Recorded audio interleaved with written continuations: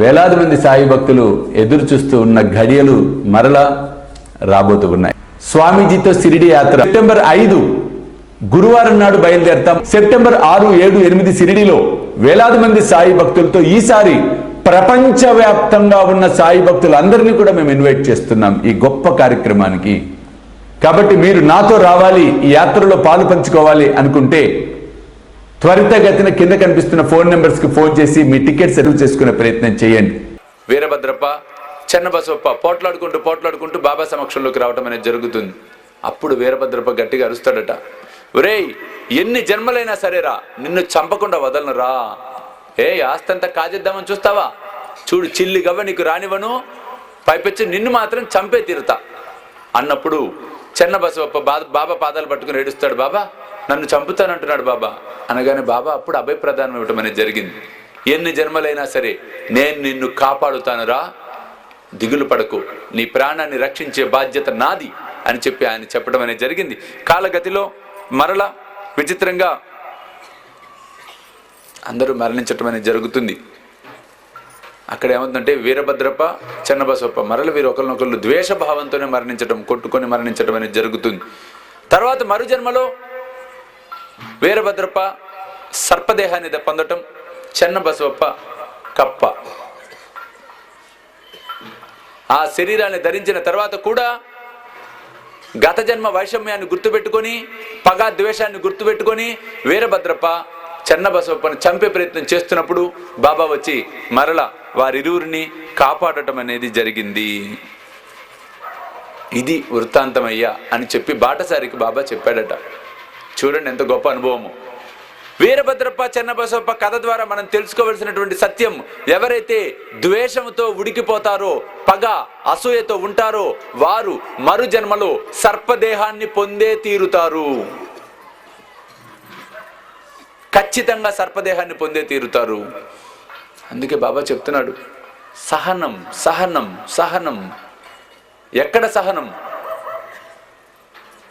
ఆకలితో ఉన్నవాడికి పట్టడన్నం పెడితే నాకు చెందుతుంది అని సాయి మనందరికీ సాయి సచ్చరిత్ర ద్వారా తెలియచెప్తాం అనేది జరిగింది. కాబట్టి పట్టడన్నం అనేది కాదు, కడుపు నిండా ఆకలితో ఉన్న వారికి భోజనం పెట్టే కార్యక్రమమే శ్రీ సాయి భోజన్. కాబట్టి మీరు కూడా ఈ అద్భుతమైన మహాయజ్ఞంలో పాలు పంచుకొని సాయి కృపకు పాత్రలు కావాల్సిందిగా కోరుతూ ఉన్నాను. వివరాలకు కింద కనిపిస్తున్న ఫోన్ నెంబర్స్ కి ఫోన్ చేయండి. చూస్తూనే ఉండండి శ్రీ సాయి సర్వస్వం యూట్యూబ్ ఛానల్. అసూయ దగ్గర సహనం. మనలో అసూయ బయలుదేరుతుందని తెలియగానే దాన్ని అణిచిపెట్టే ప్రయత్నం చేయాలి. క్రోధం సహనం, కోపం వస్తున్నప్పుడు సహించే ప్రయత్నం చేయాలి. కామం, కోరికలు పుట్టుకొస్తున్నప్పుడు సహించే ప్రయత్నం చేయాలి.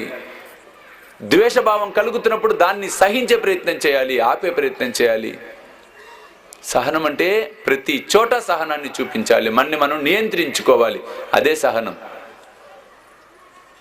ఈ అనుభవం ద్వారా బాబా చెప్తున్న సత్యం, నాకు నా భక్తులకి మధ్య ఉన్న సంబంధం జన్మ జన్మల సంబంధం అంటున్నాడు బాబా. అంతేకాకుండా పరనింద, ఎవరైనా మనని తిడుతున్నప్పుడు, దూషిస్తున్నప్పుడు మౌనంగా భగవన్నామస్మరణ చేసుకోండి, మీకు ఎటువంటి బాధ కలగదు, తద్వారా మీ కర్మ తీవ్రతలు తగ్గుతాయి అన్నాడు బాబా. కారణం, ఎవడైతే తిట్టాడో తిట్టబడ్డవాడి యొక్క కర్మలను వీడు నాలుకతో తీసుకున్నట్టేట అని చెప్పి బాబా చెప్పడం అనేది జరిగింది. కాబట్టి వీరభద్రప్ప, చెన్నబసవప్ప కథ ద్వారా మనకి తెలుస్తున్న అంశం, ఇంకొక పెద్ద అంశం, భగవంతుడి కోసం మనం వసూలు చేస్తున్న చందాలు అవ్వచ్చు, భగవంతుడి నిమిత్తం మనం తీసుకుంటున్న డబ్బులు ఏవైతే ఉంటాయో అవి భగవంతుడి కోసమే ఖర్చు పెట్టే ప్రయత్నం మనం చేయాలి. వీరభద్రప్ప పాము కింద ఎందుకు మారాడండి? ఆ ధనికుడు గ్రామంలో శివాలయం కోసం వసూలు చేసిన చందాలను దిగమింగుకున్నాడు తన స్వలాభం కోసం. ఎప్పుడైతే స్వలాభం కోసం ఈ విధంగా చేశాడో మరుజన్మలో చూడండి ఏ విధమైనటువంటి పశ్చాత్తాపం, ఏ విధమైన దేహాన్ని ధరించవలసి వచ్చిందో. కాబట్టి సాయి బంధువులారా, ఈ యొక్క అనుభవం ద్వారా మనం గ్రహించవలసినటువంటి సత్యం, తత్వం, బాబాకు మనకు జన్మజన్మల సంబంధం ఉంది. కాబట్టి అరిషడ్ వర్గాల్ని నియంత్రించుకునే ప్రయత్నం చేయాలి. శత్రు షట్కం, కామ, క్రోధ, లోభ, మోహ, మద, మత్సరం, ఆరుట్లో మొత్తం దాంట్లో కామంలోంచి అన్ని ఉద్భవిస్తాయండి. కామంలోంచి క్రోధం, క్రోధంలోంచి మోహం, మోహంలోంచి మదం, మదంలోంచి మత్సరం, లోభము, మోహము, మదము, మత్సరం. కాబట్టి వీటిని అరిషడ్ వర్గాలను నియంత్రించుకునే ప్రయత్నం చేయాలి అంటే సర్వకాల సర్వావస్థలందు సాయినాథుడి యొక్క నామస్మరణం చేసే అలవాటు ఎప్పుడైతే మనం చేసుకుంటామో, సాధన చేస్తామో, మానసిక చాంచల్యం అనేది పోతుంది, వృత్తులన్నీ శాంతపడతాయి, మన మనస్సు నెమ్మదవుతుంది, వీటిని మనం సహించగలుగుతాం, బాబా సూచించిన మార్గంలో ప్రయాణం చేయగలుగుతాం.